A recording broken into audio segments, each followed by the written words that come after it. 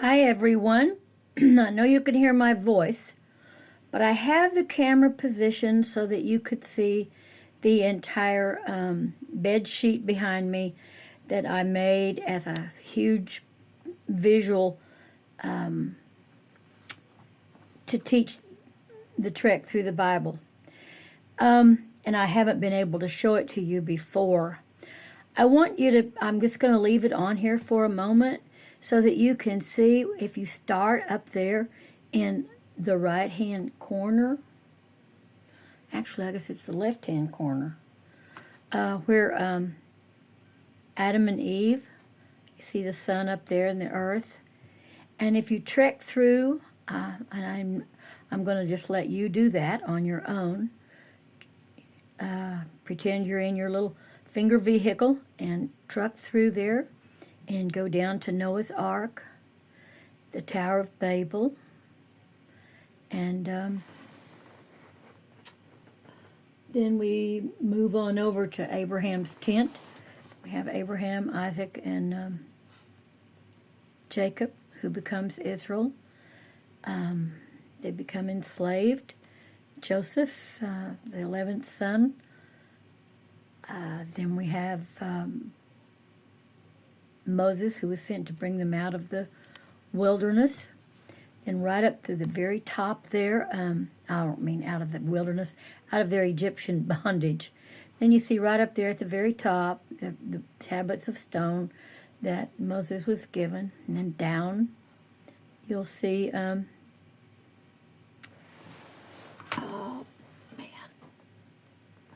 the tabernacle.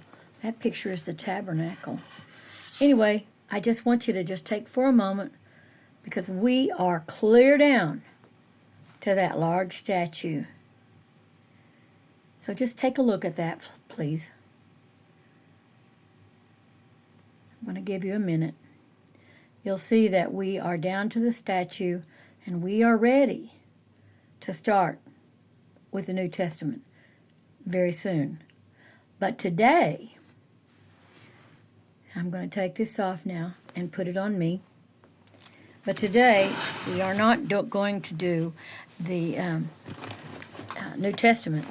We are going to do a study today, and it's lesson number 31,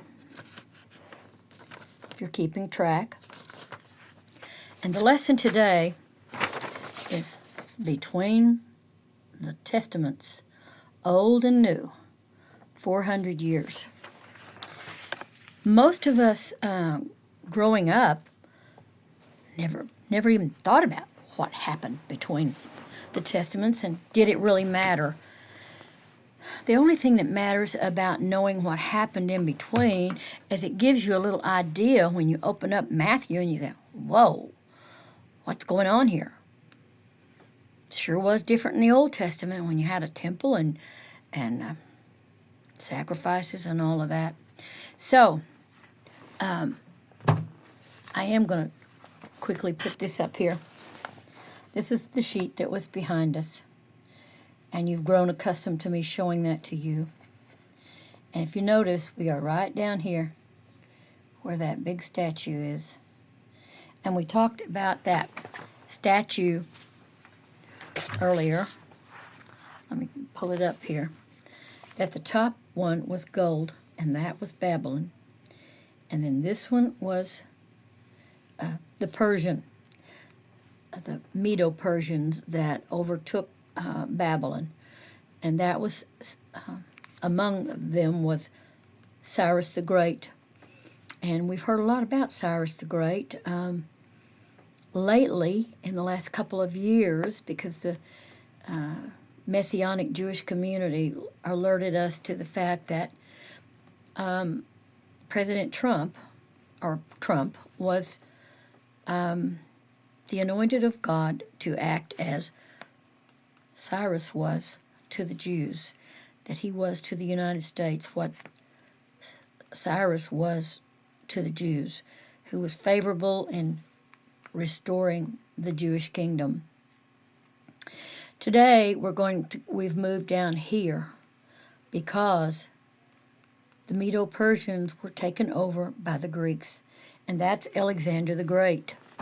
And I'm not going to belabor any of this except that, because none of this is important, except I just want you to get the overall picture. It can be very detailed, very ancient history, but that's not my purpose in this for you all. And so Alexander the Great, actually it was his dad, Philip, that started it, but then Alexander, his son, took over, and he basically took over the whole Eastern world with his empire. And he was a Greek, and he spread that Greek influence all over. And the Greek influence has been called the Hellenizing, or the Hellenistic movement of all the countries and peoples that he conquered. He Hellenized them, or they were Hellenized. That means all the Greek influence, and we certainly see that in the scriptures when they were translated. But Alexander the Great was pretty favorable to the Jewish people because Josephus tells us that he had a vision that there was a man in white that was going to meet him, and when he went to Jerusalem, the priests came out to meet him, and he left his army behind and came to meet, and so he was favorable to Jerusalem. So he didn't conquer it. He allowed them to be themselves and to carry on their religious rituals. However, Alexander died, and all of his generals, his commanders, divided up the empire among them. And the two that affected the Jewish community in Palestine, you remember now, they're back in Palestine because they've been restored under Cyrus. There was like I told you about Esther, there was a community, there was some of them that stayed back over in Persia and didn't move, and one of those being Esther, and of the large Jewish community. But the two commanders that had the most influence or were over the Jewish community back in Palestine, in Jerusalem, was Ptolemy and Seleucus, and which they're known as the Seleucids. But under the Ptolemy was granted Egypt and the North African provinces. That was his reign. And then up north of Israel was the Seleucids, up in Syria, in that area. And Ptolemy was not as the Ptolemies were not as vicious to the Jewish community, and it was during this time that the scriptures, the Old Testament scriptures, were translated from the original Hebrew into Greek. And that Bible, there were 70 of those translators, and it's called the Septuagint, which means 70, named after their translators. Still used today, the Septuagint, translated from Hebrew into Greek, okay? And it was the Greek Septuagint that possibly Jesus quoted when he was quoting scriptures. Now the Seleucids, under, pardon me, one of them was just Antiochus, maybe was his name. He was the worst. Oh, he desecrated the temple. And that kind of Jerusalem and that Palestine was kind of a ping-pong ball. Sometimes it was under Ptolemy, sometimes it was under the Seleucids, and it just back and forth. But this one arose that was very, very vicious, the worst of all to the Jewish community to date. And He desecrated their temple. He even took a sow inside the temple and offered it on the altar, which was just devastating to the Jewish people. He even entered the Holy of Holies in the temple. He took the broth from that sow and spread it all over the temple, which to the Jewish people was such a defilement because it was an unclean animal in their religion. So he was just really bad to them, really yuck. And it was during, and I won't go into all of that, it was during this time, he even did away with the priesthood from Aaron, the lineage from Aaron, that was back in the Old Testament. And it was during this time that some priests arose that rebelled, and they were the Maccabees. Judas Maccabean and his 4 brothers and his father led a revolt against the Seleucids. And it first started out as just a local level, and then it began to grow and get an army. And they came against that powerful army, and yet God let them prevail.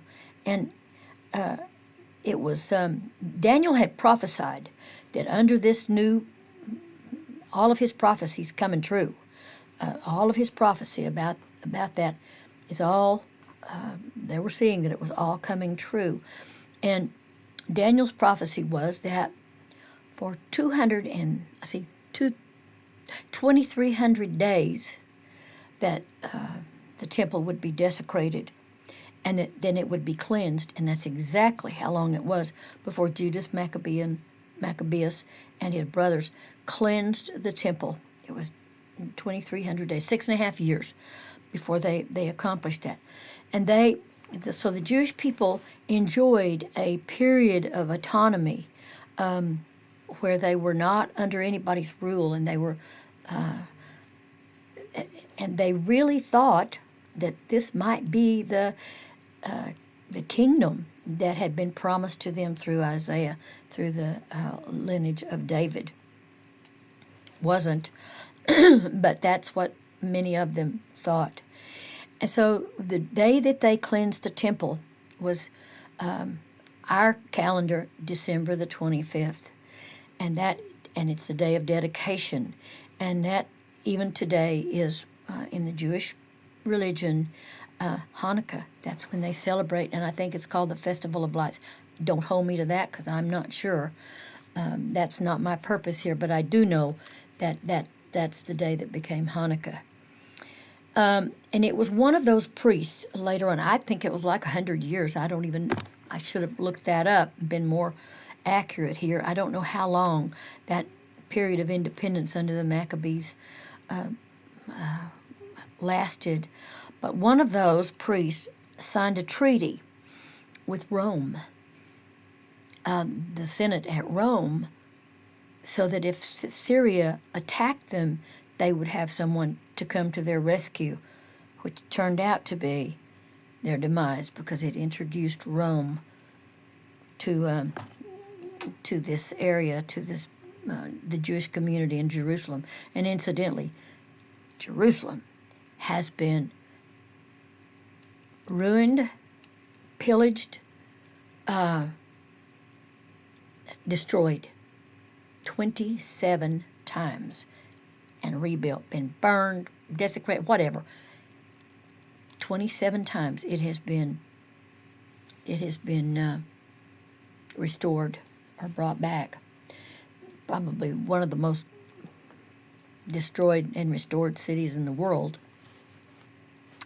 But it was during the Babylonian, no, I'm not sure if it was the Babylonian or the Persian occupation that the Aramaic language took hold, and they began to speak the Aramaic. And in the New Testament, when we get there, they wrote a sign in Aramaic above his cross, and that's where it started.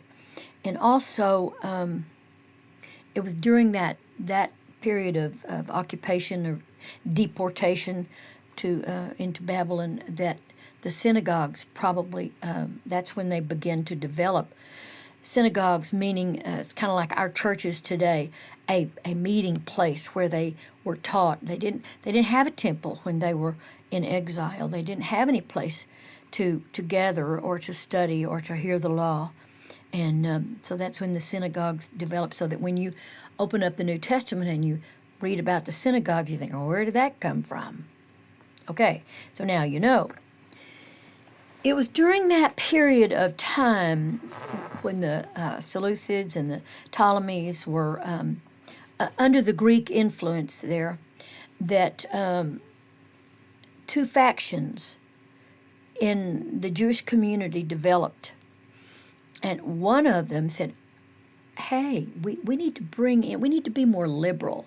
We need to bring in the culture of the Greeks. They're more cultured than we are.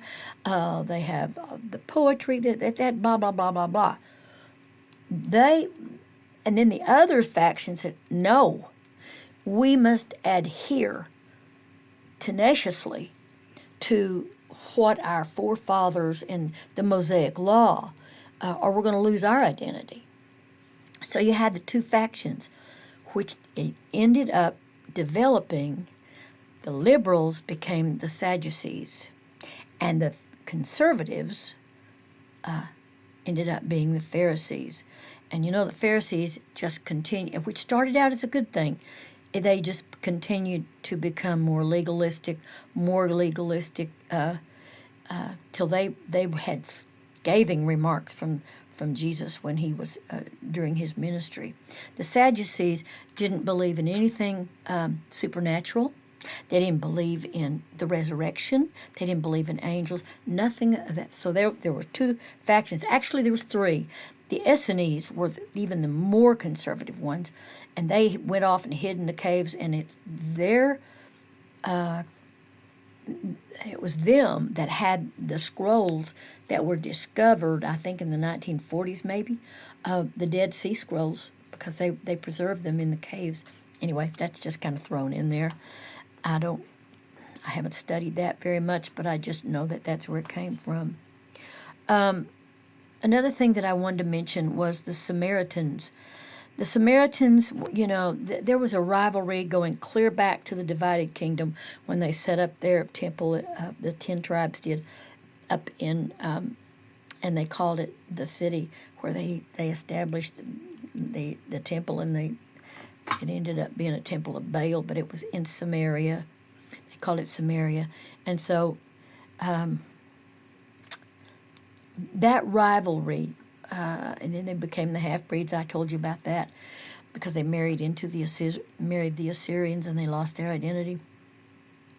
But that rivalry, when we open up and we start talking about the birth of Jesus and all of that, that goes clear back, and you'll see that even in the New Testament, the rivalry between the Samaritans and Judeans. So today we finished up with the Greeks, and now they're underneath the Roman rule. After Rome came in, Pompey came in and took the Maccabean, just decimated them, and so they began, and that's this part of the statue was the Roman rule, and then we talked about how the feet of clay and iron. These were supposed to be iron, representing Rome. And the rock would come and destroy and cause the whole statue to fall. And we believe that was the birth of Jesus Christ. I think I've covered everything now. The only thing that left for the Old Testament that I really wanted to cover was the prophets that are the books of the Bible, and perhaps the prophets that prophesied to the north, and the prophets that prophesied to the south, and the prophets that prophesied to Judah only, and the prophets that prophesied during their captivity. Maybe I'll do that in the next one. Anyway, I'm going to take a brief pause now, and before I start the new covenant. And remember, the Old Testament means Old Covenant. Testament means covenant. So we're getting ready to see the fulfillment of the Old Covenant and the beginning of a new covenant. And I'll talk more about that as we continue. But right now, if you haven't caught up, if you haven't had a chance to look at all of these before I start in the New Testament, I hope you will do that. And it's been a pleasure. Thank you for coming. Thank you for bearing with me in my first grade presentation. I taught first grade for 30 years, and so I hope this is as simple that a first grader could understand it. Have a good one.